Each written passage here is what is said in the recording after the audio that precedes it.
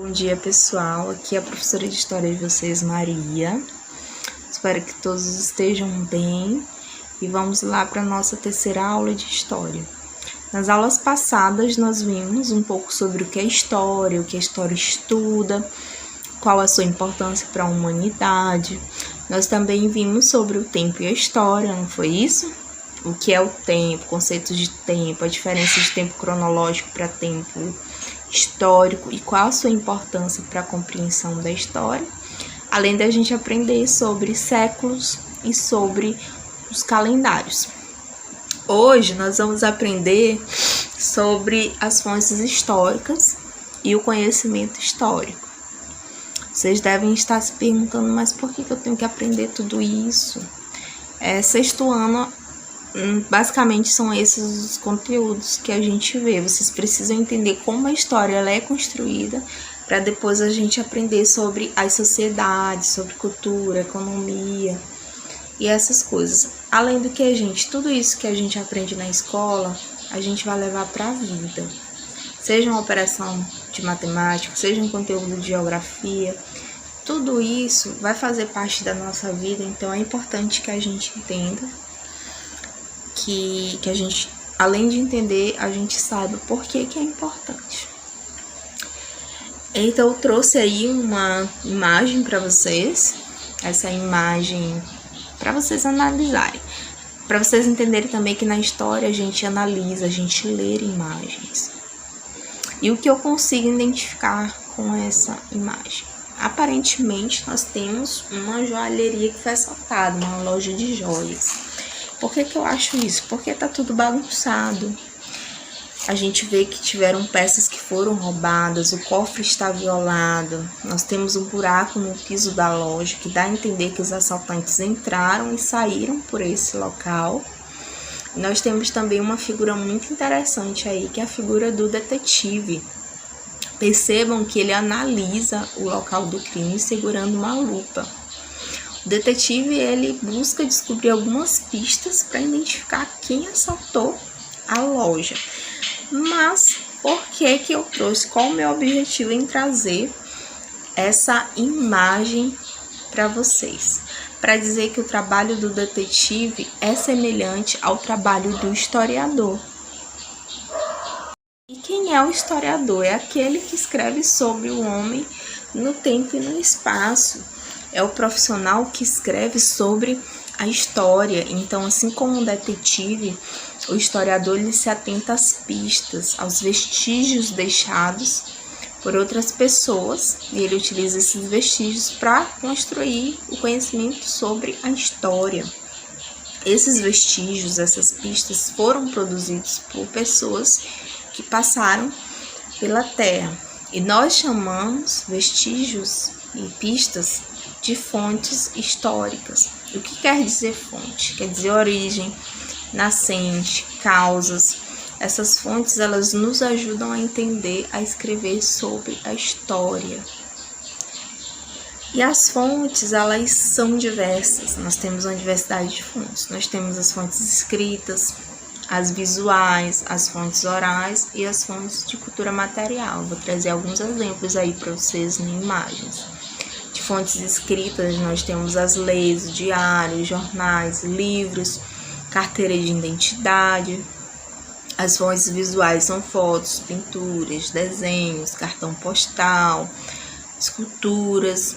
As fontes orais são cantigas, lendas, relatos de pessoas mais velhas, histórias narradas, passadas de geração em geração. E a de cultura material são os objetos, como brinquedos, utensílios de cozinha, os móveis, as roupas, tudo aquilo que pode dar características de um povo em uma determinada época. Tudo bem até aqui? Então, agora que nós aprendemos sobre a diversidade de fontes, que existem 4 tipos, nós vamos conhecer um pouco sobre como o conhecimento histórico ele é construído. Vocês já se perguntaram como um livro de história ele é feito? Como um historiador ele produz um livro de história? Nós temos 4 passos para produzir um livro de história. O primeiro passo é você escolher o assunto que quer escrever e delimitar o tempo. Por exemplo, eu quero pesquisar sobre os adolescentes do quilômetro 17 no ano de 2010. Então eu delimitei tanto o meu tempo, que é o ano de 2010, como o meu tema. Então eu vou escrever sobre a vida dos adolescentes, qual era o tipo de diversão, as relações sociais, o estudo e etc. No passo 2 eu vou reunir todas as fontes disponíveis. Podem ser fotos, diários de bordo da escola, ou os relatos das pessoas que viveram no ano de 2010 e foram adolescentes.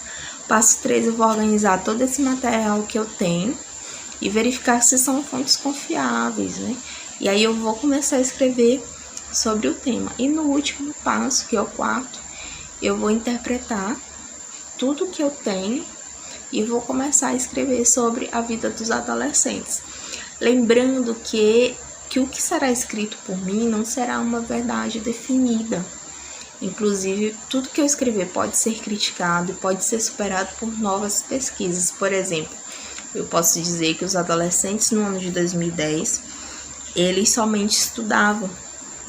E aí daqui a 10 anos pode vir outra pessoa fazer a mesma pesquisa e dizer que não. Que os adolescentes no ano de 2010, além de estudar, eles também trabalhavam para ajudar a família a complementar a renda. Dentro da história não existe uma verdade absoluta. Não existe algo que não pode ser mudado. Tudo pode ser mudado, tudo pode ser superado. Então a história ela se constrói a partir disso. Um outro exemplo de como o conhecimento histórico ele é construído, eu posso citar aqui o próximo conteúdo que a gente vai estudar, que são sobre os primeiros povos que habitaram a Terra, Vamos supor.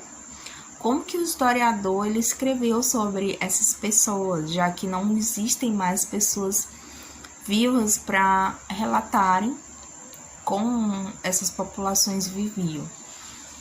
Essas pessoas, ao passarem pela Terra, elas deixaram vestígios, pistas de sua existência. Que pistas são essas?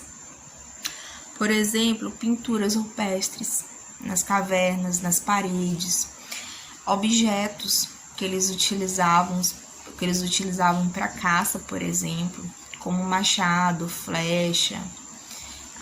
Também as vestimentas que eles utilizavam, que era roupa de couro de animal. Então, isso são as pistas deixadas pelos primeiros povos que existiram na Terra. Então, o historiador ele vai utilizar essas fontes, que são as fontes disponíveis, e vai escrever sobre como eles viviam, como era o dia a dia dessas pessoas.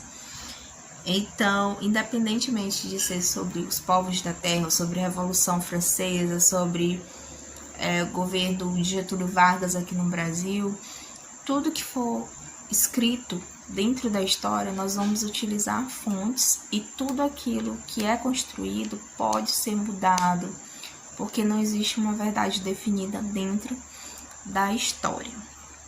Então, é isso, pessoal. Eu espero que vocês tenham compreendido e até a próxima aula.